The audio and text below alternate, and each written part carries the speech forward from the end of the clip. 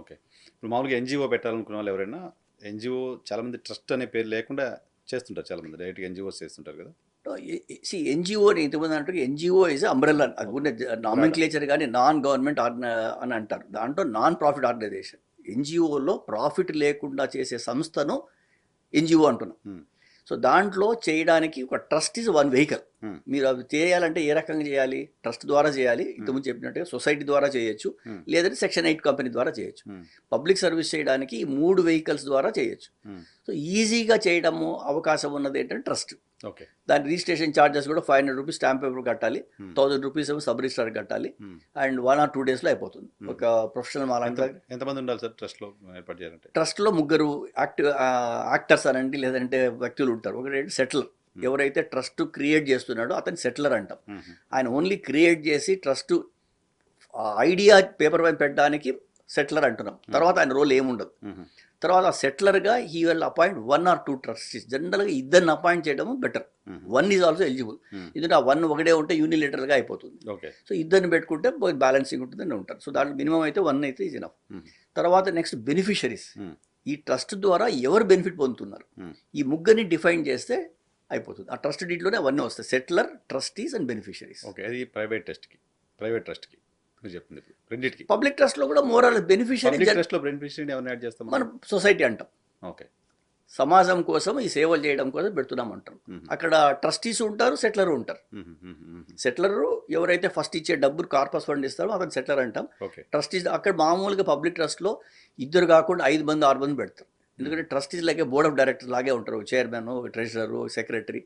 So ఇప్పుడు ఎందుకంటే చాలా సేవలు ఉంటాయి, డెలిగేషన్ ఆఫ్ పవర్స్కి, అథారిటీస్కి బాగుంటుంది కాబట్టి బ్యాంక్ అకౌంట్ ఆపరేట్ చేయాలన్నా. సో ఇవన్నీ చేయడానికి దాంట్లో ఒక 5-6 మంది ట్రస్టీస్ పెట్టుకుంటారు. Beneficiaries public. అక్కడ నేను ఒక కాస్ట్కే ఇస్తాను, ఒక రిలీజన్కి ఇస్తానంటే మాత్రం మళ్ళీ ఎలిజిబిలిటీ రాదు, క్యాన్సిల్ అయిపోతుంది. It should be specific to society, across the society. Okay. మామూలుగా ట్రస్టులు ఏర్పాటు చేయడం కోసం మీ దగ్గరికి వస్తుంటారు కదా, వాళ్ళకి ఏమేమి డౌట్లు ఉంటాయి? పర్పస్ ఏంటి? నిజంగానే సర్వీస్ కోసం చేసే వాళ్ళు ఉంటారా? ఉన్నాయండి. అంటే ప్రతి చోట దొంగ అనేవాడు ఉంటాడు. నాకు తెలిసి నాకు వచ్చిన వాళ్ళలో ఫ్యామిలీ ప్రైవేట్ ట్రస్ట్ అనేది ఒకటి. ప్యూర్లీ వాళ్ళ ఫ్యామిలీలో డిస్ప్యూట్స్ వస్తాయి కాబట్టి దానికోసం వచ్చేవాళ్ళు, లేదా ప్రాపర్టీ డిసైడ్ చేయాలనే వాళ్ళు ఒకరు ఉంటారు. పబ్లిక్ ట్రస్ట్ కూడా ఈ మధ్య చాలా మందికి ఒక స్టేజ్ వచ్చిన తర్వాత, ఎస్పెషల్లీ ఈ 45-50 ఇయర్స్కి రిటైర్ అయిపోతున్నారు ఈ హైటెక్ సిఇఓస్. సో వాళ్ళ దగ్గర డబ్బులు ఉన్నాయి, వాళ్ళు నమ్మి ఇప్పుడు అమెరికాలో ఒక 5 ఏళ్ళు 10 ఏళ్ళు పనిచేసి ఇటు వచ్చిన ఫ్రెండ్స్ డబ్బులు ఇవ్వడానికి రెడీగా ఉంటారు. వాళ్ళ విలేజ్ని అడాప్ట్ చేసుకుంటున్నారు చాలా మంది ఈ మధ్య కాలంలో ఉంది. సో అట్లాంటి వాళ్ళు రైతులకు సాయం చేయాలనుకుంటాడు, లేదంటే స్కూల్స్లో సాయం చేయాలనుకుంటాడు. వాళ్ళు చాలామంది జెన్యున్గా వస్తున్నారు. పెట్టినప్పుడు ఫండ్స్ కొరత లేదు. ఓకే. ఆ ఫండ్స్ పెట్టిన తర్వాత దాన్ని ఆ రకంగా యూజ్ చేయడానికి ఒక టీం ఉండాలి. దాంట్లో మెయిన్ ప్రాబ్లం ఏమవుతుంది, నేను కూడా ఒక ఫౌండేషన్లో ఫౌండర్ మెంబర్, అభయ ఫౌండేషన్ అని, బాలచందర్ అని ఉన్నాడు. చాలా జెన్యున్గా చేస్తున్నాడు, మ్యారేజ్ కూడా చేసుకోకుండా దాన్ని చేస్తున్నాడు. కానీ ఆయనకు కావాల్సినంత డబ్బులు వస్తుంటే పని చేయడానికి మనుషులు రావట్లేదు. ఆ డెడికేషన్ ఉండాలి, ఒకటే చేయలేడు అన్ని. ఇప్పుడు మేము వింటర్ వచ్చిందంటే మొత్తం సిటీలో బ్లాంకెట్స్ ఇస్తాం, ఆ సప్లై చేయాలంటే నైట్ టైం పోవాలి, చేయాలి. ఆ డెడికేటెడ్ వాలంటీర్స్ లేరు. సో ఇతనేమో చాలా జెన్యూన్గా ఉన్నాడు. సో చాలా కష్టపడి చేస్తుంటాడు. అట్లా ఫౌండేషన్ పెట్టేవాళ్ళు చాలామంది వస్తున్నారు, జెన్యూన్గా ఉన్నాయి. దీంట్లో ఇంకొక పాయింట్, మీకు ఈ పబ్లిక్ చారిటబుల్ ట్రస్ట్లో మన డబ్బులు ఎక్కువ రావడానికి ఇండియాలోనే కాకుండా ఫారిన్ నుండి కూడా తీసుకోవచ్చు.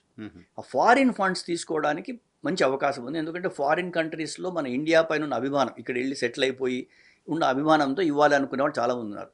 ఆ ఫారిన్ ఫండ్స్ రావడానికి గవర్నమెంట్ ఆఫ్ ఇండియా స్ట్రిక్ట్గా పెట్టింది రూల్స్. కంపల్సరీగా హోమ్ మినిస్ట్రీ దగ్గర రిజిస్ట్రేషన్ చేసుకోవాలి ఎవ్రీ ట్రస్ట్.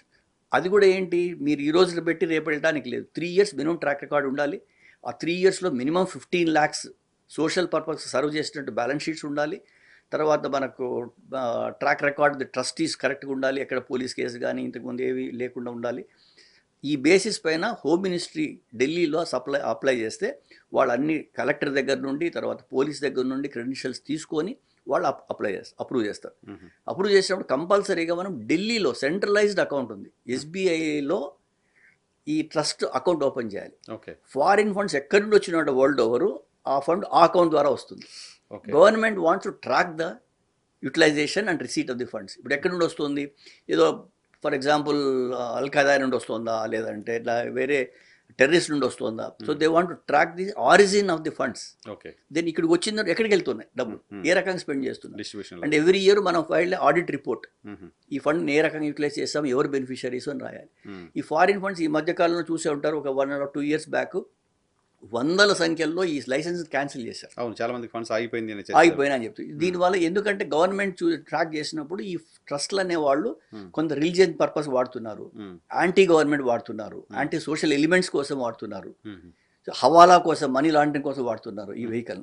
సో ఇవన్నీ గమనించి అట్లాంటి కొన్ని సస్పీషియస్ ట్రస్ట్లు అన్నిటికీ ఫారిన్ ఫండ్స్ యాక్సెప్ట్ చేయడానికి అవకాశం లేకుండా లైసెన్స్ క్యాన్సిల్ చేశారు. సో అది పెద్ద గగ్గోలు అయింది ఈ మధ్యకాలంలో, చాలా ఎక్కువ. దాంట్లో జెన్యూన్గా ఉన్న ట్రస్ట్లు కూడా సఫర్ అవుతున్నారు. సో అది ఫారిన్ ఫండ్స్లో మనం జాగ్రత్త చేసుకోగలిగితే మంచి అవకాశం ఉంది దాంట్లో.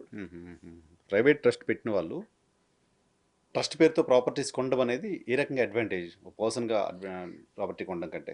మీరు ప్యూర్లీ ప్రైవేట్ ట్రస్ట్లో మన ఇండివిజువల్గా కొనే బదులు ట్రస్ట్లో కొంటే ట్యాక్స్ బెనిఫిట్ ఏం లేదు. రేపు ప్రాపర్టీలో ట్యాక్స్ అమ్మినప్పుడు క్యాపిటల్ గెయిన్స్ పే చేయాల్సి ఉంటుంది, దానిపైన రెంటల్ ఇన్కమ్ వస్తే ట్యాక్స్ పే చేయాల్సి ఉంటుంది. ఒకటే బెనిఫిట్ మీకు ఇంతకుముందు అన్నట్టుగా, ఆ బెనిఫిషరీస్ 3-4 ఉంటే ఆ వచ్చే ప్రాఫిటబిలిటీ 4 డిస్ప్యూట్ అవుతుంది. ఆ ప్రాపర్టీ నా పేరుతో ఉంటే మొత్తం నేనే పే చేస్తాను. అదొక్క బెనిఫిట్ తప్ప అదర్వైజ్ ఏం బెనిఫిట్ లేదు. ట్యాక్స్ ప్లానింగ్ పర్పస్కి పనికి వస్తుంది. ఓకే, ప్లాన్ చేసుకోవడానికి పనికి వస్తుంది అంతే. అడిషనల్గా వాళ్ళు ప్రాపర్టీ కొన్నారు, అమ్మిన తర్వాత వచ్చే క్యాపిటల్ గెయిన్స్ ట్రస్ట్ పే